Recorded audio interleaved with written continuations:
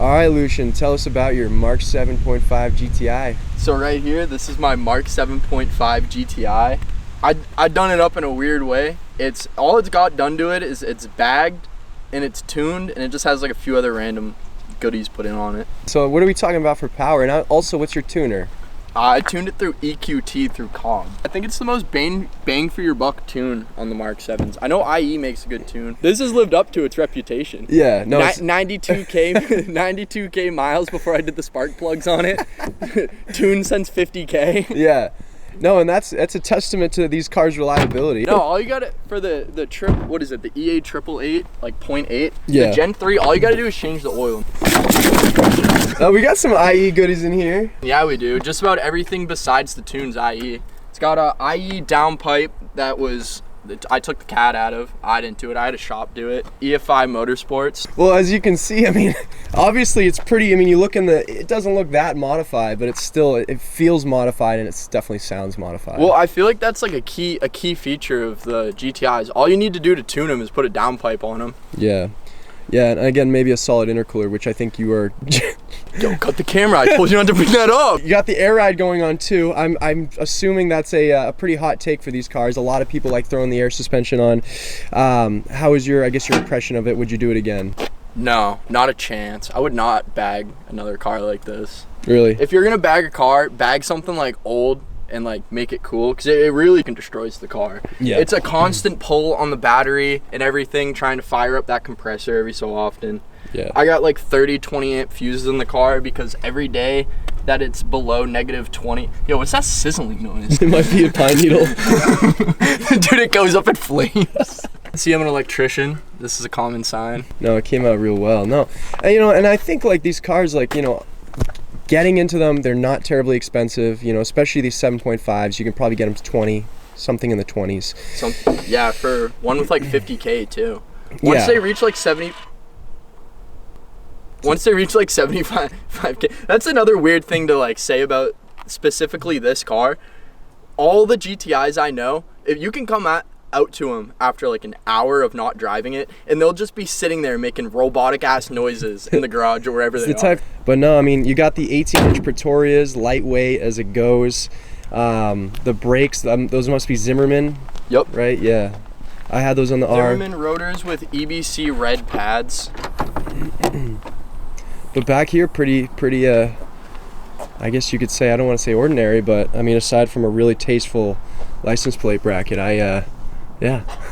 So Pete doesn't know anything about bags. What we got going on right here is like a stealth setup. So everything's tucked up down below it's under the floorboard. It's where the spare tire should be. It's even set up so it uses the factory equipment off of the spare tire. Yeah. So you could just pull this out and put it in any other Mark 7. Okay. All right. I didn't think this car would last this long, but here it is. Exhaust wise, what are you rocking? IE downpipe into a Borla Type S Attack. And the downpipe, the IE, is now catless, so. Yeah, so it's about a straight pipe. It has a vibrant resonator, and that's it. It sounds pretty rowdy. I wonder where you got that idea. Yeah, this guy's on that. A little bit of blow by. A lot of blow by. That's okay. I like being blown. All right, let her eat.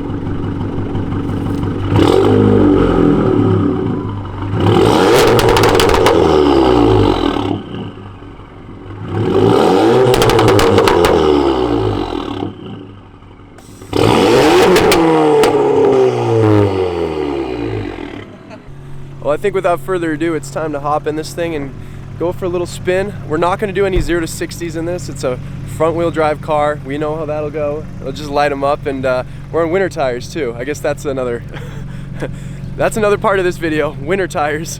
I don't drive this thing much.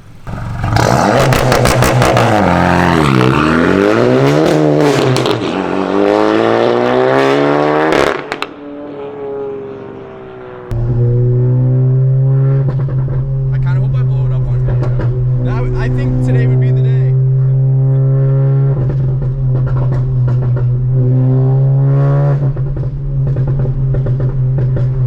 It's crazy that at this type of mileage, this car still pulls and drives like it would new. Oh, this thing really is never given me trouble. It's thrown a few check engine lights for like some funky shit. It has a fair amount of blow by too, but it's all passive. Yeah. Yeah. Just getting the old oil out of there. Yeah. And it's a whole game changer. I think this has the LSD though. It does. So it makes the car not even really feel like a front wheel drive car when you really pin it around corners. Yeah. On the brakes when you're getting on the brakes going around a corner, they tend to kind of step out sideways. Yeah. But if you just hammer through most corners that would be going on a road, as long as you're not doing some like stupid speed, they hook up and they're good. Yeah.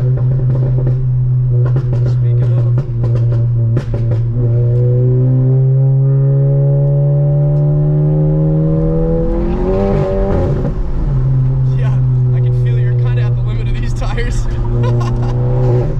Winter tires or snow tires, dude. The scary part about winter tires for you is you'll flip it.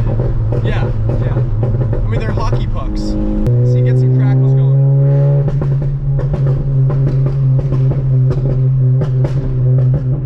It's so rowdy.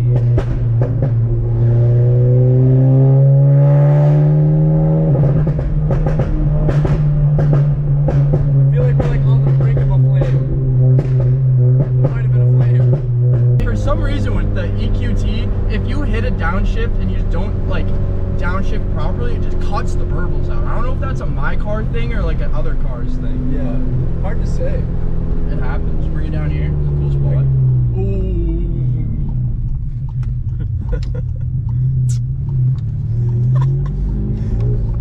Yeah, a little bit of off-roading. It's good at it though. We are definitely doing the speed limit.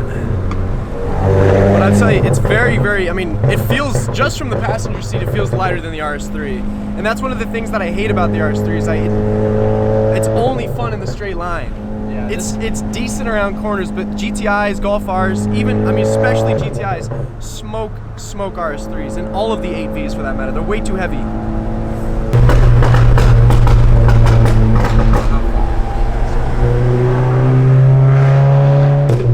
It's so loud, but it's the right kind of loud. It's not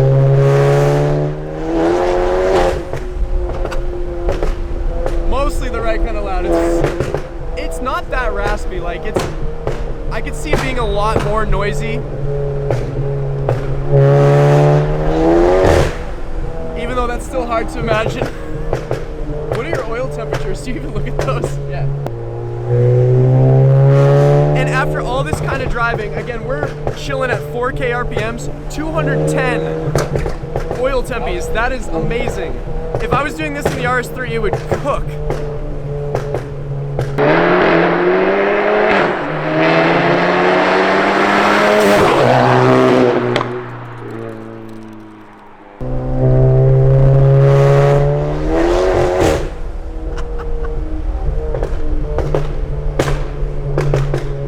I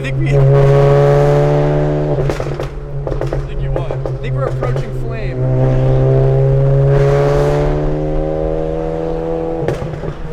Unbelievable.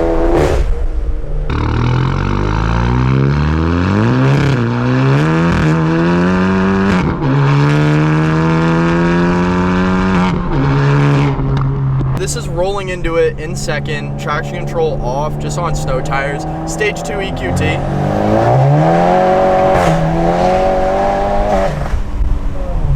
Just a rolling burnout. It spins a little bit of drama. The second you tune a GTI, they really don't hook until third. No. Big roll cars. Yeah, oh absolutely. Back into silent mode here. As you can see on the interior, all I have done is I have a BFI shift knob. If you're gonna change the shift knob in your GTI, do one of these. Definitely the best feeling. Yep. My cob access port floats around because I broke the mount. This is my air setup over here. Yep. So this is Airlift V2. Super good. Never have any problems with it. I hear a lot of people with the V3s running into error codes and stuff. Mine just always works. Never had a problem with it. Yeah. Car's been bagged for 2 years, which is quite extreme. It is, especially for north, like, again, this area, because you've had plenty of winters. Oh yeah, car still goes up and down, can Yep. squat, just about anything you need it to do. Absolutely, no, that's important. All right, well, I was gonna say we made it back in one piece, but in all reality, the car did. As it always does. Just about. This car has never left me stranded once. Yeah. No, it's an absolute unit. It makes me obviously miss mine. Every time I jump into one of these, I'm like, shoot, that'd be a nice car to own. I got the old inspection delete.